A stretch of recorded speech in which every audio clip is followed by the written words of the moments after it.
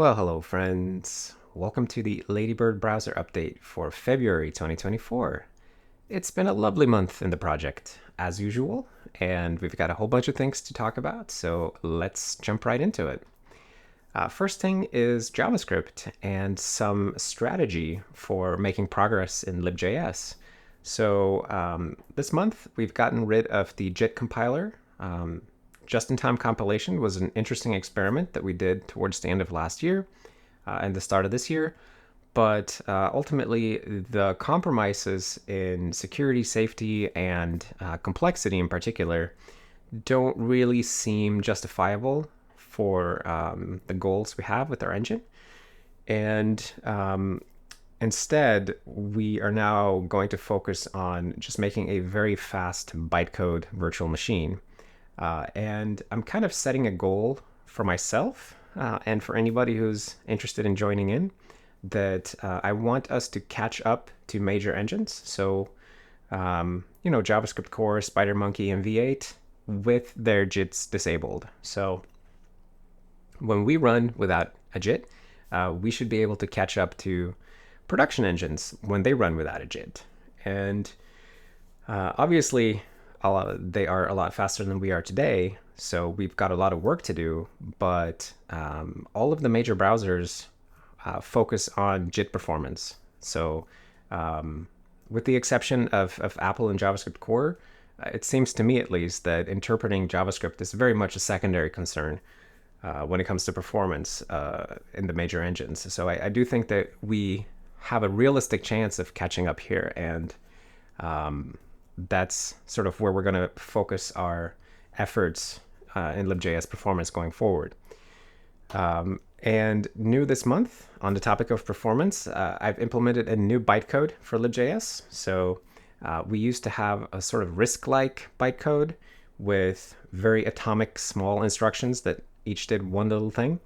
And we're moving to a more CISC-like style of instructions where every instruction has a different set of operands that can represent different things, and every instruction can accomplish more than the previous set of instructions could. And this leads to shorter programs because you can do more with one instruction, which means that we spend less time dispatching instructions in our main bytecode interpreter loop. So to give you some examples of the bytecode, this simple function here that's sums together two values. On the left, you can see the previous bytecode in red there, and on the right, you see how it looks the new version. So basically, we had to do all these operations, like they would decompose into small steps, and you had to do all these steps, whereas now it's simply an add and return instead of like get local variable, put that in a temporary register, get another local variable, and then add that together with what you put in the temporary register and then return. So you can easily see here that the new program is smaller, and I like to think it's a lot easier to read as well.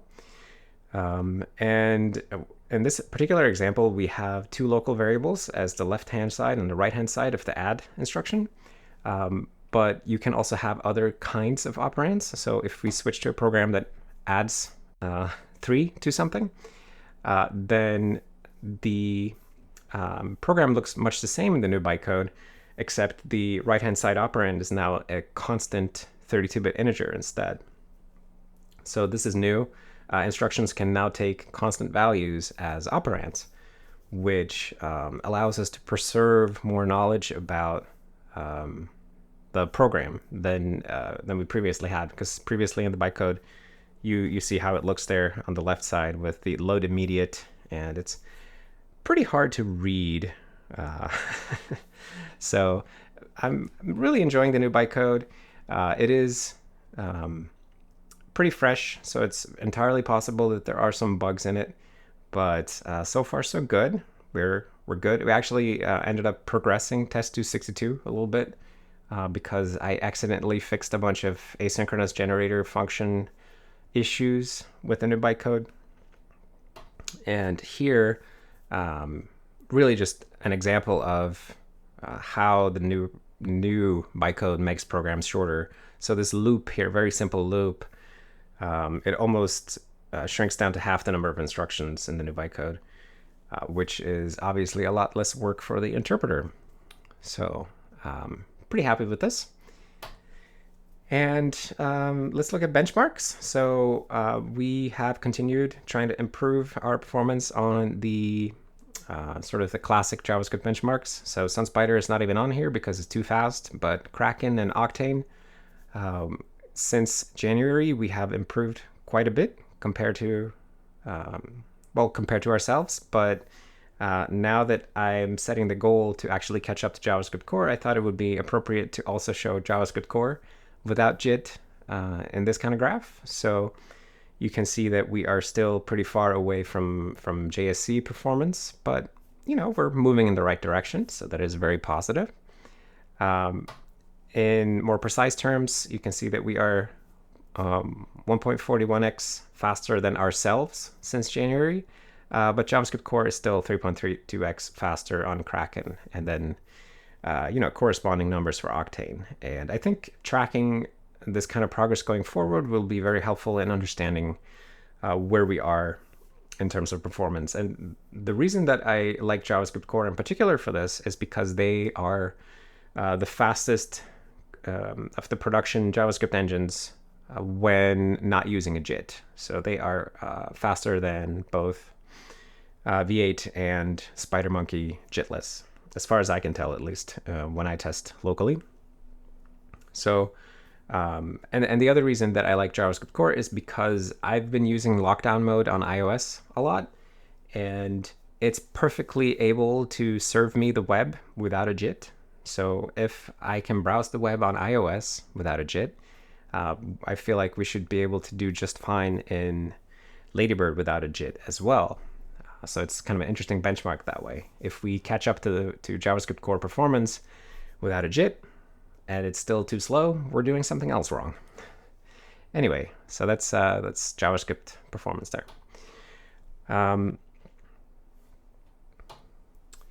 Now, on the libweb side of things, this month we have made a lot of progress on web animations. So this is the web animation spec, which is the CSS animations. They are now modeled by as in the web animation spec in our engine and integrated with our CSS system. So that means that you can access animation state via JavaScript, which previously was completely not possible because it was just this kludge that sat on top of our CSS style resolution code. Now we have the full object model from web animations, and all of this stuff basically was implemented by Matt. So thank you very much, Matt, for spending so much time and effort on web animations. It's going to be really, really good going forward to have good support for this. Another new thing this month is file inputs. So I think we had a lot of the infrastructure for this before, but we didn't have a default GUI that could actually bring up a file chooser. So we now have this on all platforms, and this also works even if you don't use the default GUI. So you can use JavaScript to provoke a file dialog to appear, as far as I understand. And this was implemented by Tim. So thank you very much, Tim, for working on this. And something that's kind of interesting this month is Alex has been doing a bunch of work on HTML editing. And I think there's still a million things to do, but we have a bunch of new events that appear. So focus events, selection change, and stuff like that. The is content editable attribute can now be read on HTML elements. And we're just kind of starting to peek under behind the curtain of what's really necessary to get proper HTML editing support, where you can actually put the cursor in a content editable element and then go to town, typing, deleting, undoing, redoing, formatting, making stuff bold, stuff like that. It is a whole host of things that we need to do. But this, and it's woefully underspec'd, practically unspec'd, actually. But it's something that many websites depend on, like any website that allows you to input text, rich text in particular. So websites where you post things tend to use content editable. So really, really nice that Alex has been making some progress on this. Looking forward to more progress, of course. And Alex also implemented resize observer this month, which means that we finally load images on x.com. And this is my wife's X profile. So her profile picture now loads, and all the other images as well, which is really nice. And resize observer, of course, is used to get notified when the size of an element changes or things like that. So it's something that we do sort of as a post layout thing driven by the event loop. So very, very nice. Thank you, Alex, for implementing that. We've finally made some really good progress on WPT, or web platform tests, this month. So Andrew has been toiling away at WPT support, and we are happy to report the first full complete run of web platform tests. We passed 23% of the tests, which is not great, but what is great is having a first full run at an actual number of passes. So now we know. And it took 52 hours to complete, which is too long. 75% of the time was spent waiting for tests to time out, as I understand it. If we were to fix all the timeouts, we would be down to 12, 13 hours. So that is an area where we're looking now, if we can figure out why so many of the tests are timing out. But yeah, having WPT actually runnable on our machines so that we can test our compliance with this gigantic test suite is going to be a super good tool for improving the browser and for finding areas that we need to work on and verifying that we're doing things right. It's just all in all super good stuff. So I'm really, really happy that Andrew made such good progress on it and continues to make progress. Thank you, Andrew. All right, so let's look at a demo of where we are at with the browser. So let's take a look at some websites we've been working on this month, starting with vscode.dev, which will launch an instance of Visual Studio Code in your browser. And as of this month, this is actually possible to run in Ladybird, which I think is super cool. Now, it is very, very slow, and I'm sure it's going to crash eventually, but the fact that we can load VS Code is so cool to me, and it really shows how far we've come in terms of supporting all kinds of web APIs and layout features. The fact that it looks like VS Code. Now, there are little blemishes in the layout and stuff like that, but these are things we can figure out and fix. And we can actually open up like the extensions panel here. Maybe I want to install some extensions. I don't know. What are the recommended ones? Prettier code formatting. Maybe I want to have that. Let's install it. And you'll see that it actually installs. It is now enabled, installed. This is so cool. So let's see, let's go back to, or where can I open a file?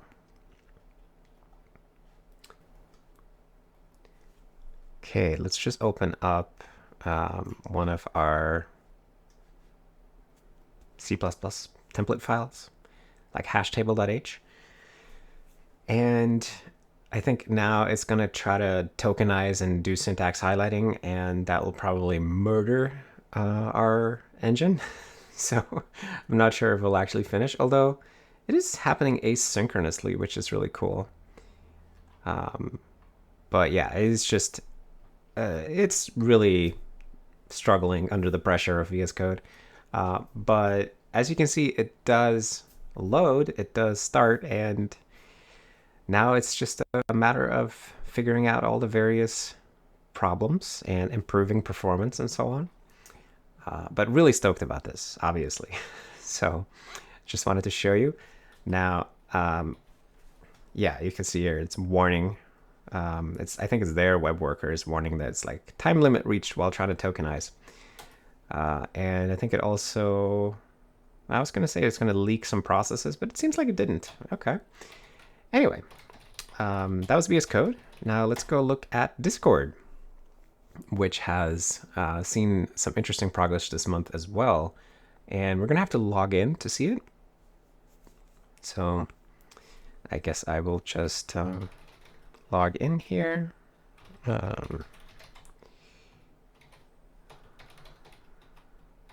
I remember my password. Nope. Oh, there we go. Okay. And I'm going to need one of those authentication codes. So please do not steal my one-time password.